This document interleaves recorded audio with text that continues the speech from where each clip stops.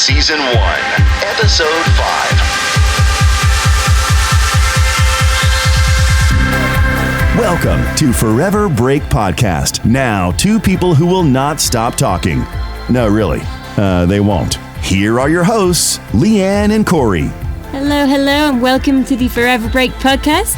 Today, we are going to be looking into highly sensitive people, what it is and who they are. Corey, how you doing? Talking too loud. Sorry. That might be something that I might say if I were highly sensitive, but through one of the tests that we took, I realized that I'm not, except for in some circumstances. It is a very new place of study and very fascinating. And in this episode, we're just going to give everyone some insight into what it means to be highly sensitive. Who are they? There's a great test that you can take that we took, and we're going to have an interview with Dr. Bianca Acevedo, and then a follow-up conversation. So be sure to check out the Forever Break website to take an even deeper dive into any of the topics we discuss on the podcast. Foreverbreak.com, guys. It is your one-stop shop for all things travel and mindfulness. We'll see you there. Shall we get on with it? Yeah. Quick quote. Study nature, love nature, stay close to nature. It will never fail you. By Frank Lloyd Wright. Well, they don't call him Frank Lloyd Wrong, do they? No, they don't. And he's right in so many ways.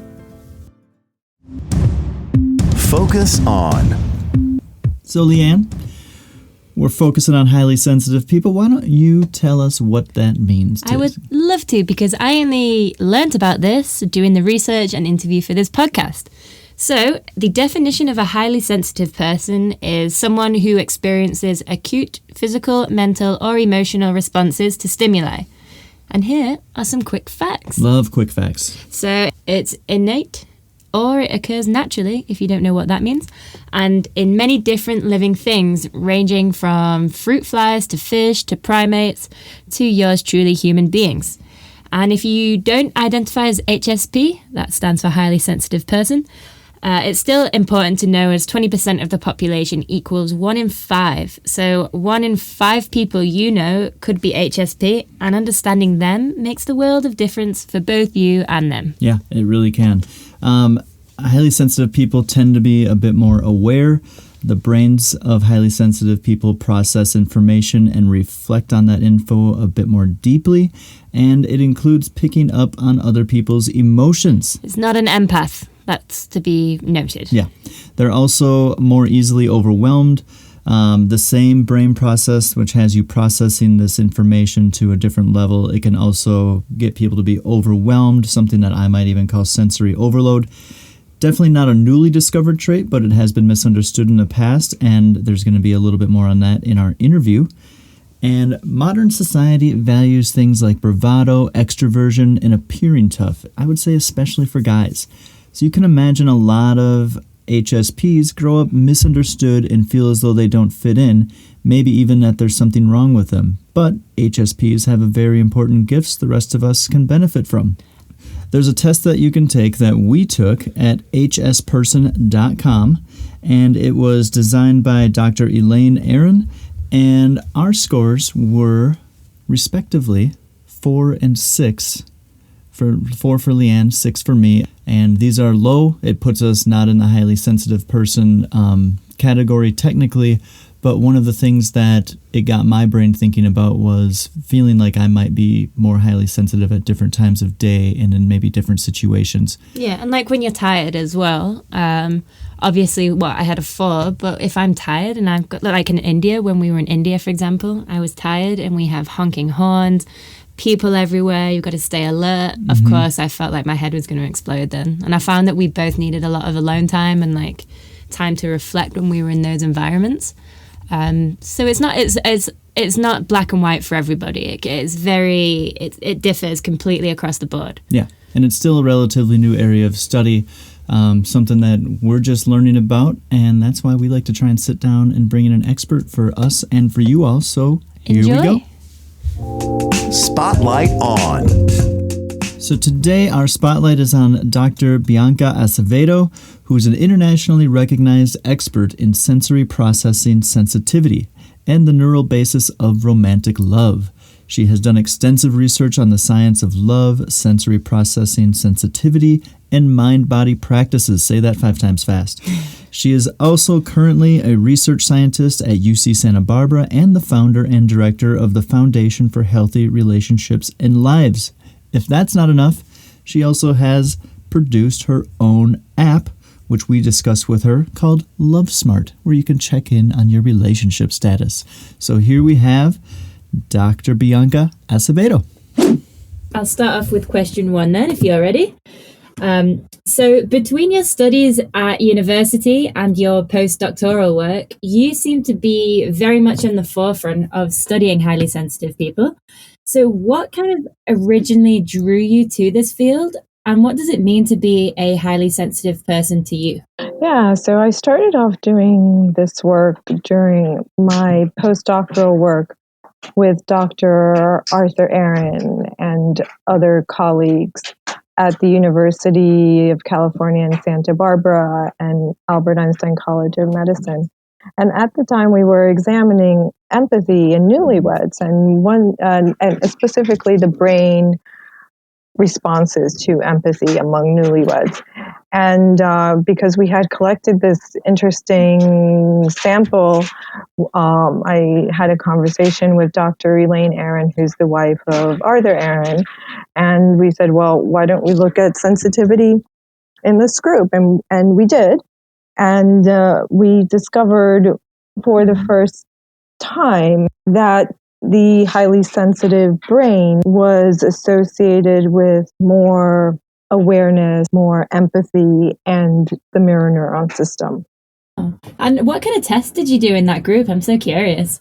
So we were looking at their brain activation measured by changes in the blood flow with functional MRI.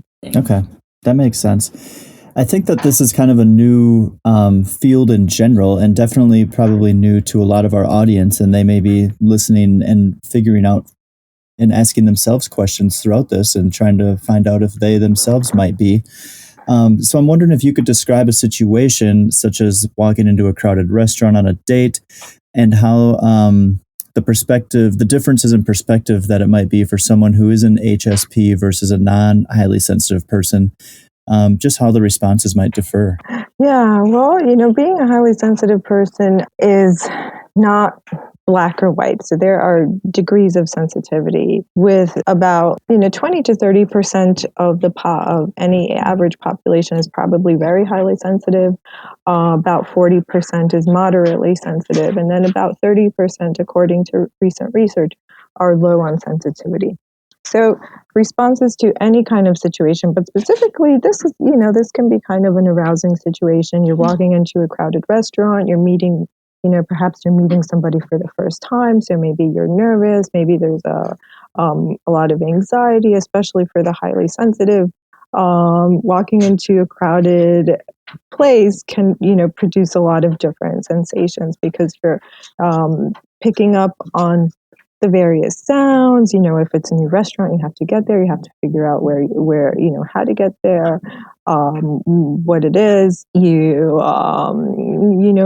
exposed to a new environment, new people, new sounds, new smells, and then this new person that you're meeting. Mm-hmm. More often than not, even if you're well-adapted and high-functioning HSP, you may have some butterflies in your stomach. Mm-hmm. If there's if you live in New York City and it's an extremely crowded restaurant with a lot of stimulation, you may become overwhelmed and overstimulated fairly quickly.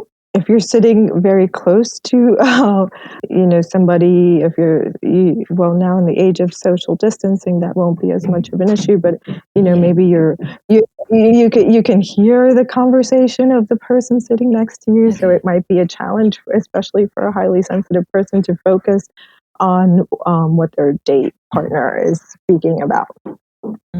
Let's see, that's so interesting because it sounds a lot like it's not only external stimuli, but also internal emotions and things that can also target someone who's highly sensitive. Exactly. There's a lot going on both in terms of what's being processed from the environment, but also internal signals. Okay. Oh, cool. That's cool. So how has highly sensitive people been misunderstood in the not so distant past? Researchers and clinicians, and even nowadays, we're still learning a lot about the trait. We're still making new discoveries. A lot of people are not aware of the trait, they're not aware that they're highly sensitive themselves, so they may confuse it with many other things. And in the not so distant past, researchers called it different things. They categorized children, adults as being shy or introverted, neurotic, overly empathic. In more recent times, a lot of people may confuse their own symptoms, or especially in children, symptoms related to autism, spectrum disorder, ADHD, and it does overlap with anxiety, depression, and social phobia. Really interesting. So I was listening to another podcast this morning, actually, and they randomly jumped into this topic. And this woman was discussing how her and her child had been at school, and the teacher had mentioned something along the lines of just climate change and how the polar ice melt and all that kind of stuff, and how that's starting to affect polar bears. And the child was just devastated by this. And all the other kids went out and had recess. And this one child just sat there, and it was her child.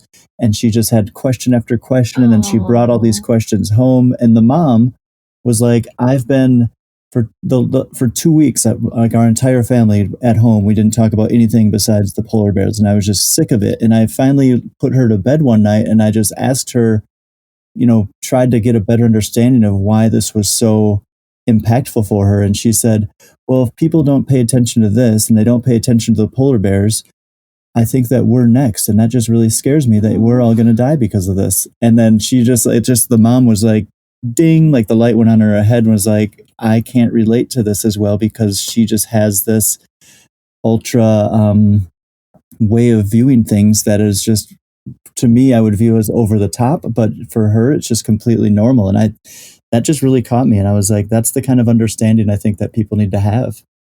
Yep. Yeah. Well, that's really interesting that you bring up the polar bears, because years ago, when I was a teenager, I'm from New York, and I went to the Central Park Zoo with a friend at the time, and I just remember this intense feeling of connection to the polar bears. Like, I felt extremely connected to them, and it was a positive feeling. But more recently, with a lot of the changes going on our planet, and polar bears and other species becoming extinct, now it's more of a feeling of sadness. Like, I'm sad and I'm worried for them. But once upon a time, I did have, just from watching them kind of swim back and forth in this relatively small space in Central Park, connectedness to them, and that has never really gone away. I still feel that sense of connection, and sad and worried for them. Yeah, I feel like this quarantine as well has probably made people realize, just in reference to that particular example, how these animals in zoos probably feel as well, right? Being locked inside and stuff. That's actually a good point. Yeah, a mind opener. So for someone that's hearing this and wondering if they might be a highly sensitive person, what are some things that they might be able to ask themselves to just kind of go down that path of discovery, or even some online resources that they could utilize to learn more? Yeah, so I think biased but not biased, but I think Dr. Elaine Aron's book, The Highly Sensitive Person, is kind of a seminal, pioneering work in this field that was groundbreaking at the time because it described the trait. She writes beautifully and simply for a wide audience. I would suggest that to start, and if people, if they look it up and it's not something that they can relate to, there are other more specific books for particular audiences. So, for example, Falkenstein has written The Highly Sensitive Man, and that's a fairly new book, and it's been I've suggested it to friends, and they've had very positive, male friends, and they've had very positive things to say about it. Other books are specifically targeted for parents. Dr. Elaine Aron has a new book out on parenting and high sensitivity. And so that's if you kind of want to go into more specific things. There are also a lot of resources on the web that I would recommend.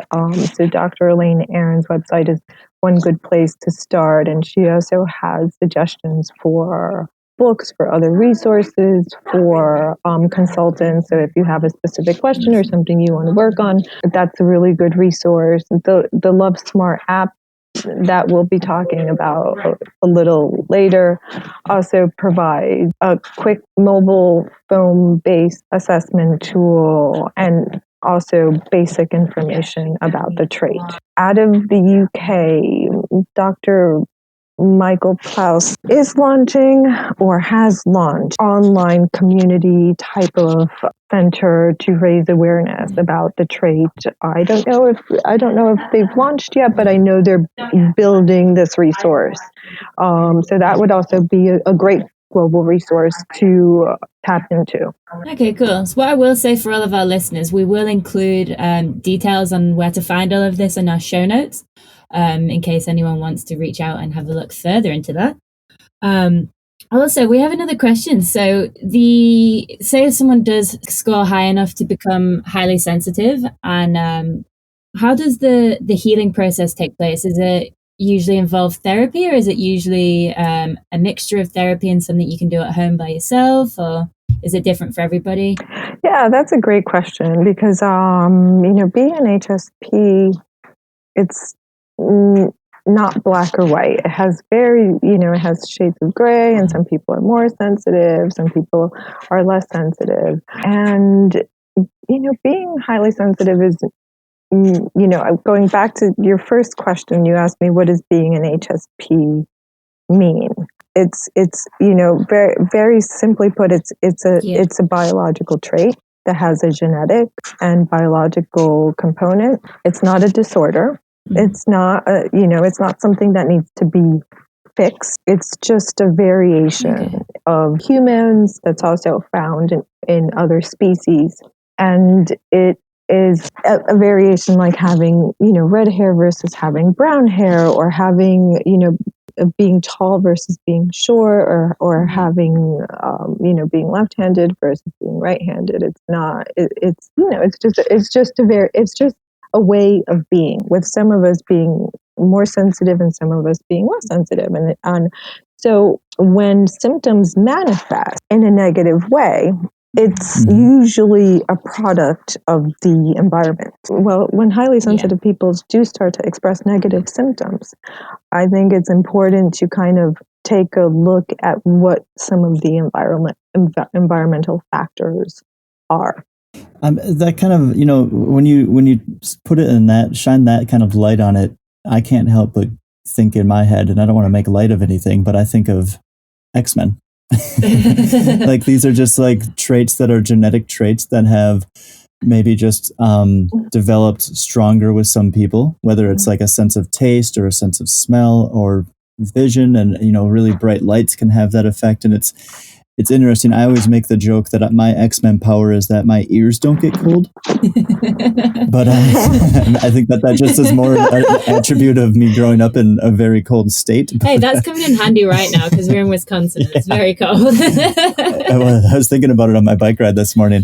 But we obviously went on to Dr. Aron's site, and we took the HSP test, and our scores were a 4 for Lianne and a 6 for me, which are relatively low. But I do find that I can be sensitive to some things, but it's more external stuff. Right? Yeah, it's like a noisy TV, and I feel like I'm more sensitive to this in the evenings.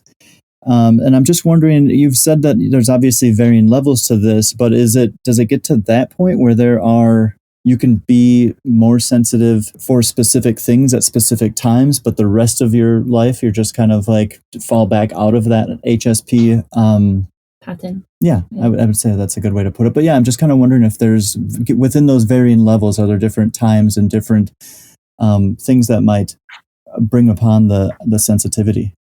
Yeah, that's a really great question. We, it's pretty underexplored. in terms of research. But if my intuition about that is because there are varying levels of sensitivity. Some people are going to be extremely sensitive. Some people are more moderately sensitive. But that all these kind of levels can also vary according to what we're doing, what we're doing for ourselves, and what's going on in our environment. So, for example, highly sensitive people are more susceptible to both positive and negative things, including positive interventions like taking a yoga class.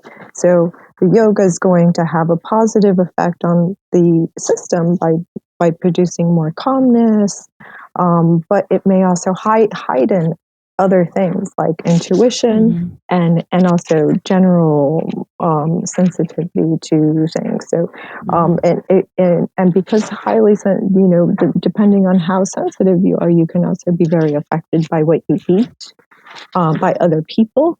So depending on what's going on in your environment. So if you have children and all of a sudden the kids have gone to bed and things are finally still, the highly sensitive system will respond to that stillness differently than in more kind of stimulating environments. Yeah, so you're going to notice it regardless, sometimes in a quiet environment, sometimes in a busy environment. That makes sense, I guess, because it relaxes you, doesn't it? It makes you more attuned to other feelings that you're going to have. Yeah. So that makes sense. Yeah.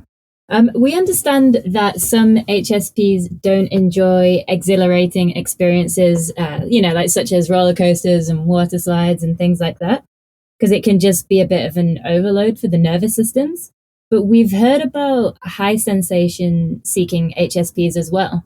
So could you explain the difference between the two for one? And then number two, are there any unique things that high sensation seeking HSPs should be doing differently? Yeah, so being highly sensitive does not necessarily mean that you're introverted or that you're shy. You can be highly sensitive and still be extroverted. And in fact, there is a pretty strong genetic component of the dopamine system for high sensitivity. And dopamine is associated with energy, exhilaration, motivation, going out and getting what you want. So one can express all of these things and still be highly sensitive. And in fact, in conducive environments, highly sensitive people express the positive aspects of the trait, such as creativity, affinity to aesthetic things, pleasure, heightened sensory processing, such as, they may enjoy listening to music, even loud music, if you're highly sensitive, may not be an unpleasurable thing. And because that's like a positive manifestation, yes. Right? So when the trait, expresses itself positively, it can express all these different things that are different than what we may think of as being highly sensitive and kind of like being quiet or introverted or meek. That's not necessarily the case. Yeah. Yeah, so it's being more affected by both the positive and the negative. So, for example, with the brain imaging research, we see that when highly sensitive people, or with more sensitivity, there's more expression in the dopamine system. So, if they are shown a face of their partner smiling, or if they're shown beautiful car or something that they find aesthetically pleasing, the dopamine-rich reward centers of their brain will more activated, meaning that there's more blood flowing to these areas. Indeed, being highly sensitive can express itself with these high energy situations and a high energy system. Okay, cool. So they don't necessarily need to do anything different. It's just kind of listening to your body and what feels good and I think it's a really important thing to just make, continuing to make the note that it's not necessarily a negative thing. No, It can express itself as a positive trait, which I think is really important. Which kind of segues us into what we're going to start talking to you more about, because it seems like you sort of specialize in highly sensitive people and how that relates to romantic relationships. I'm just kind of wondering, what if you are living with somebody, especially in these days of quarantine, and I think that this relates to travel as well, because there's very few times when you're just day in and day out spending all your waking time with certain individual or individuals. What are things that somebody can do if they know that their partner or someone in their family or just a friend or whatever happens to fall into the HSP category? What are things that they can be wary of and things that they can do to try and just make sure that they're sensitive to that? Yeah, so being a highly sensitive person in this day and age is, for some highly sensitive people, this can be like a quiet victory, because people that are highly sensitive tend to be okay with solitude, so they do require more alone time and what the highly sensitive system is actually doing during that alone quiet time is interesting, and it's necessary, because the system needs time to kind of go back to homeostasis, to process all of the information that it has just gathered, because it's a trait that's associated with deeper processing of information about the environment and information about others. So one of the things that I would recommend to people who are living with a highly sensitive person is to be mindful of that and make sure that they give them enough space to process things and to be alone sometimes, because highly sensitive people do kind of need that time to recharge and to go back to homeostasis, especially if there's a lot going on in the environment. Some of us may be in close quarters with our families and our children and still have the demands of maintaining a home, a job. And so it can be a lot on the system, and some of us may be caring for somebody who's ill. So I think it's important to just be mindful of each other in that way, to make sure everybody, even though we call it a time of social distancing, for many of us it's a time of very close. Unless we're single and living alone, we can be very connected, similar to what maybe astronauts experience when they're in outer space, or people that are on these long missions together. And just being aware that if you're living with somebody who's highly sensitive, that they do need more alone time, that it's not that they are aloof or that they don't care or that they don't like you, that they tend to need more alone time than other people to process things, and too much can flood them. Okay. Well, we obviously we went onto your app LoveSmart, and we went ahead and took 3 of the love tests on there, because they're a lot of fun and very interesting. But are you able to just describe to our audience exactly what the app is, and then we're going to go over what our results were, if you don't mind? Of course, yeah, I'm happy to talk about LoveSmart. So LoveSmart, it's a self-assessment tool for relationships, and it's something that you can download for free if you have an iPhone, and it will ask you a series of questions about different aspects of your relationship. Once you answer the questions, you'll receive a score, and then you can go on to learn more about that specific domain. So some of the domains are like your relationship satisfaction, romantic love, infatuation, and one of the facets is high sensitivity. Yep. Yeah, we saw that. There's a huge array of tests. So if you're listening, definitely go take this, because it was pretty interesting, especially once you get your scores back and you see that, then you have good info on there on what that score kind of means. And so we took We ended up taking all of them, but for the sake of not just completely taking up everyone's time with all of our stuff, we thought we'd focus on just 3 of them. So we did romantic love, unconditional love, and infatuation, and scored very similarly. We were both 6s on romantic love.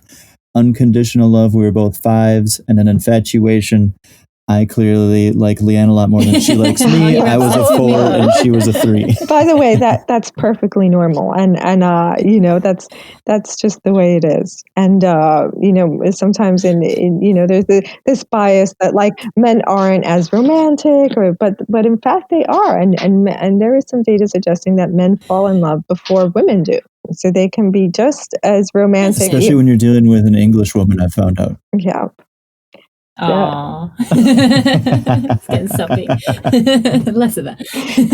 So my question is, did it, you know, was it revealing to you in any way? So one of the intentions of this tool is so that couples can kind of self-diagnose, so that, you know, you're empowered now. You've learned something about your relationship. You've learned something about relationships in general, but also it can kind of, you know, reveal to you what aspects of your relationship are really strong, like where you both are scoring high. That's really good, because that means this is something that's strong in your relationship, and hopefully it makes you feel positively. But also, if there are things that are a little bit weaker, it's not necessarily a bad thing, right? Because sometimes we're like, you know, this is like something about it feels a little off. Like, what could it be that's off about our relationship? And sometimes you can't always pinpoint what it is. So sometimes if you see like a kind of very clear picture, like, oh, okay, everything's going really well, but in this one particular facet, I scored really low. So that seems to be like something that I can push, right? Like I can nudge this somehow. Mm-hmm. And then that provides a window. Well, that's what I found really. I was going to say that's something that I found really interesting, because on some of the questions I had scored lower, where it asked, "Do you do nice things for your partner, or does your partner do nice things for you?" Or, I can't remember exactly the wording. And I completely realized that Corey does way more nicer things for me than I do for him. And since then, I've done little things that I've felt like have helped me. I was like, oh, no, I don't want to be that guy. Yeah. Yeah, it seems like it's just overall, the testing is very well-rounded. Yeah, I found it helpful, even though I study relationships, to kind of like, you know, just answer things honestly and say, oh, wow, like, you know, I'm feeling like things are off and everything seems to be okay. It's not what I think it is. It's one area that's like really weak. And then you can start to do something about it. So I think it's, you know, can be helpful, like for ourselves, you know, to kind of empower us, educate us, you know, self-diagnosis, but also for clinicians if they're working with patients and they, you know, want to help their patient along and say, okay, well, now what can I, you know, this particular area is a little weak. So how can I help them, or how can I help, you know, one of them to strengthen this area, and then see if, you know, how does that shift the dynamics of the couple once you start to work on these areas that need a little love. Yeah. I think that makes a lot of sense. For me, the way that I had thought about it when we were going through the tests were that this would just be such a good barometer for you to maybe circle back to within your relationship. And maybe you do it at year 1. You can do it annually. You can do it however much you want, but maybe, you know, see what those differences are year to year, or, you know, even just take it year 1, take it year 5. If you get there, and just a good place to be, because it's a check-in on the relationship as a whole, and you can be like, ooh, we used to score here on romance, but now we're down here. Like, maybe we need to start working on that a little bit. And it just is this really great toolkit. So good job. I think that it's amazing, and I think that it's really helpful for a lot of people. And we're just really thankful for your time today and just answering our questions. We didn't get through all of them, but for the sake of time, I think that we got a pretty well-rounded view as to what it is to be an HSP, and no better place to get that than from an expert. So thank you so much. Thank you very much.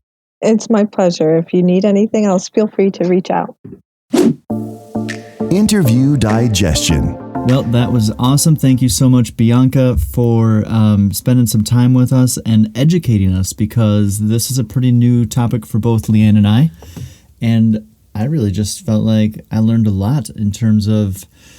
I mean, I didn't even know highly sensitive people existed. Until you took that test? Until I took that test and realized I wasn't. The more I think about it, the more I feel like I may be more sensitive. I just feel like I need my alone time, my recharge time. Like if I just wake up and I'm just not jiving that day, I will just remove myself from what I need to be doing just to be able to just process whatever's going on in my mind and body. Yeah, and I definitely feel like I have what you have in the nighttime, except with morning. I mean, anyone who's lived with me, if any of you are listening, now you know why I'm not a very good morning friend or partner or anything really. Just bad in the morning. But no, I think that she just gave us some really good stuff for all of us to think about. Take it further. Some things that we can do to take it further. If you want to learn more about what it means to be a highly sensitive person, there's a great website called hsperson.com. There's a short test that we took and that we shared our results with on, and it's just a good starting point to get more info on what it means to be HSP. And for even more information on Dr. Acevedo, you can visit her website, which is biancaacevedo.org. Again, we will include links and information that Dr. Bianca shared with us as well. And it just helps you minimize the challenges of being a highly sensitive person and maximize the strengths, because I think that's another thing that we all learned there was actually it can be super beneficial to be HSP.